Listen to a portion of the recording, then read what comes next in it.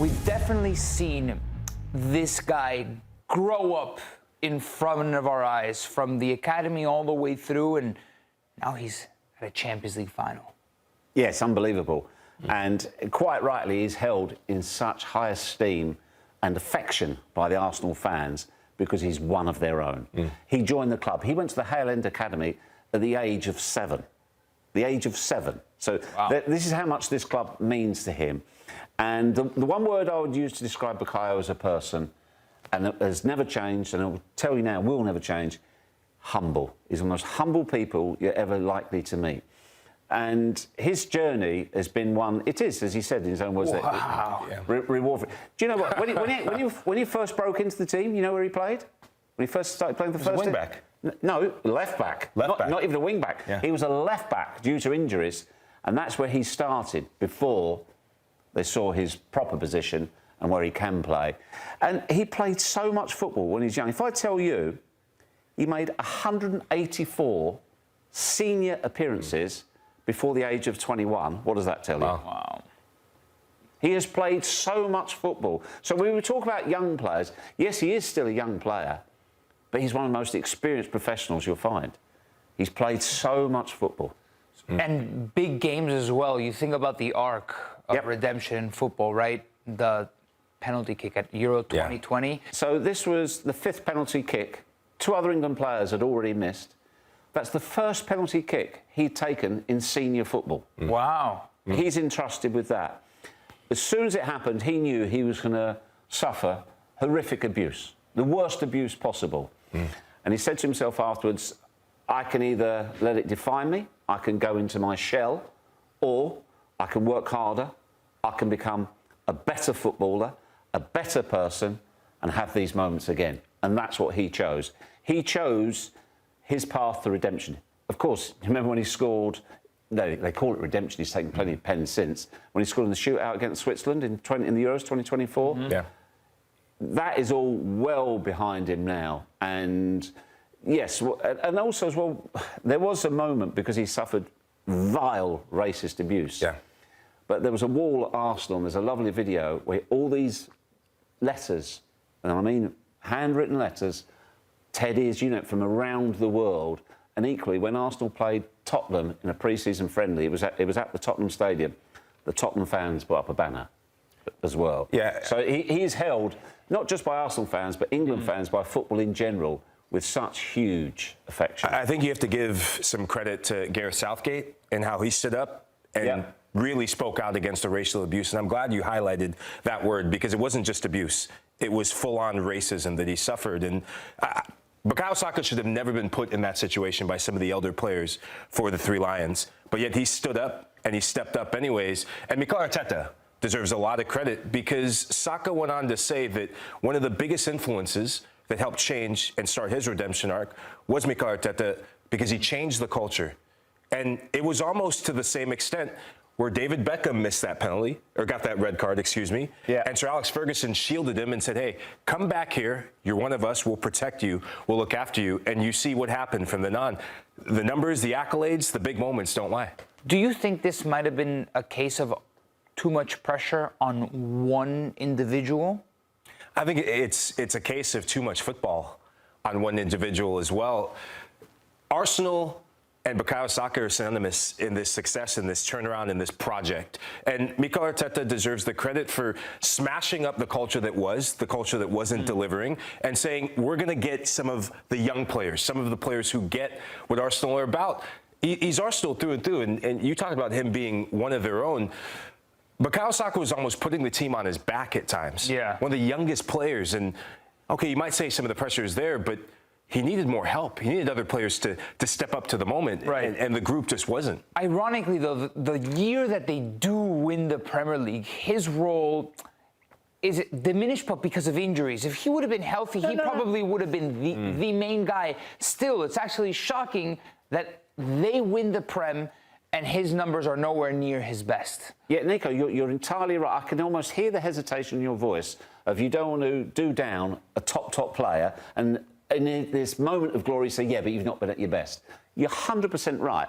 But in a way, it's actually a good thing, because over the last 2 seasons, he's only started 45 games. You have to go back to his hamstring injury in December 24, which happened in the December. Had an operation.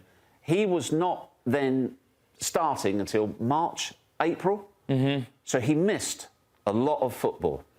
This season, he's been playing with an Achilles injury, and also I have also heard he's had a knee injury as well.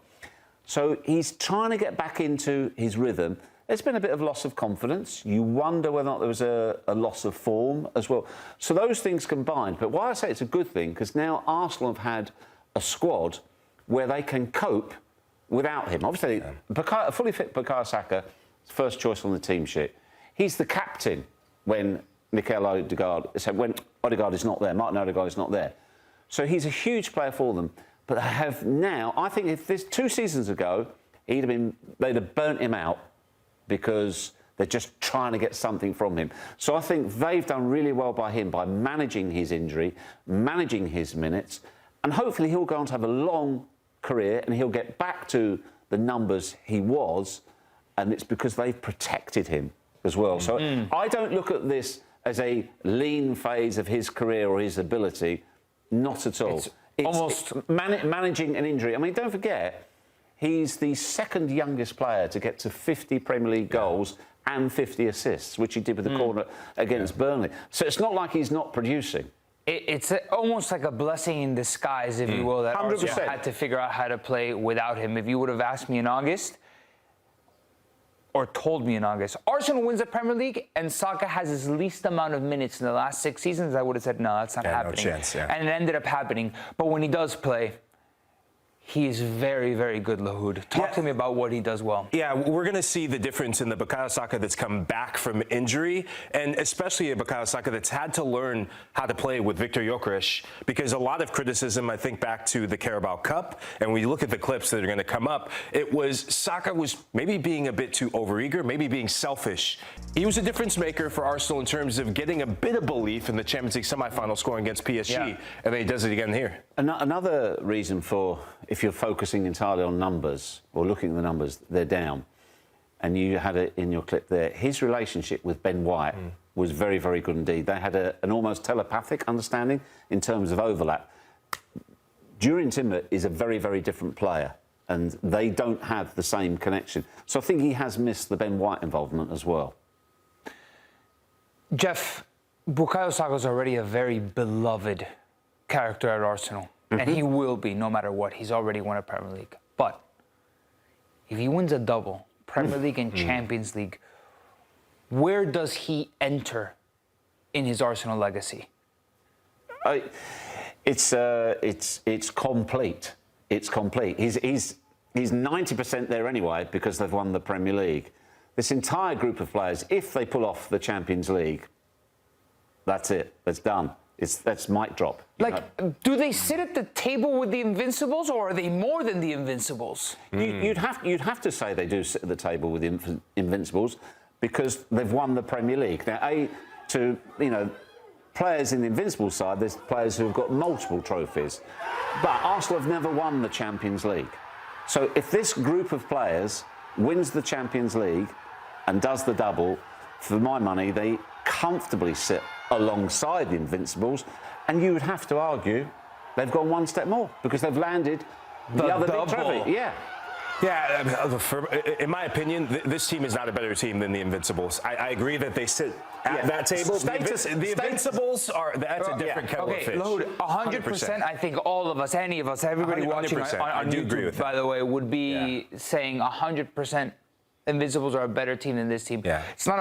That's not specifically what I was asking. It's more like the legacy and how they will be remembered and revered as a team.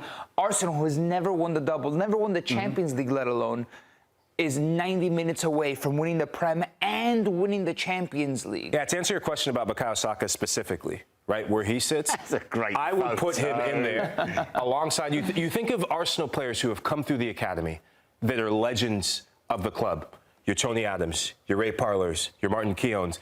He would sit at the table with those legends of the club, raising that trophy. Should he do that? That's the stuff of dreams. That's what you live to play for as an academy product. It's the stuff you dream about. Yeah. I feel like a lot of these guys are already legends to the Arsenal faithful, but they could be immortal. Yeah. If they win the double, like Arsenal winning the double would be quite. But put it this way, Nico, if it happens, I think you'll find round about next March, there'll be a lot of babies in North London called Bukayo. Or Bukayo. All right, guys, Champions League final is just around the corner, and Arsenal could end up winning the double. PSG wants a double of their own, back-to-back Champions League on the line for them. Our coverage begins at 11 a.m. Eastern on all things CBS, Big CBS, Paramount Plus, and of course here on the Golazo Network. Thanks for watching this video from Morning Footy. For all news and insights regarding leagues around the world like EFL, Serie A, and all UEFA competitions, both men's and women's, don't forget to sign up for Paramount Plus.